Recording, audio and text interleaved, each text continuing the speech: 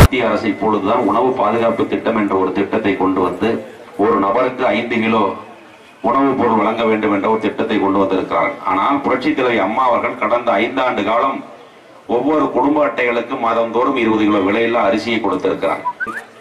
இன்று அம்மா வழியில் ஆட்சி நடத்தக்கூடிய மாண்புமிகு முதல்வர் அவர்கள் அந்த திட்டங்களை எல்லாம் 100% செம்மைப்படுத்தி நிறைவேற்ற வேண்டும் என்பதற்காகத்தான் முழு முனைப்போடு தமிழகத்தில் ஒரு பொற்கால ஆட்சியை நடத்தி கொண்டிருக்கிறார்.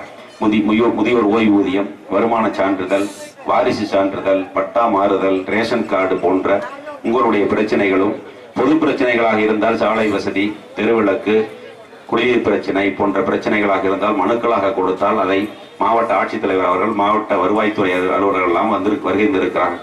அதன் மீது விசாரணை செய்து உரிய நடவடிக்கை எடுக்கப்படும் என்பதை தெரிவித்துக் கொண்டு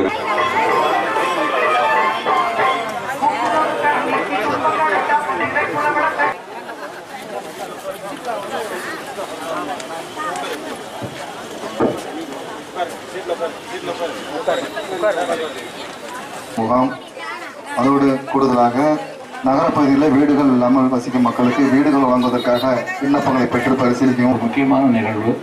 உங்களுக்கெல்லாம் தெரியும், நமது தமிழக அரசானது பல்வேறு விதமான மக்கள் நல திட்டங்களை சீரும் சிறப்புமாக செயல்படுத்தி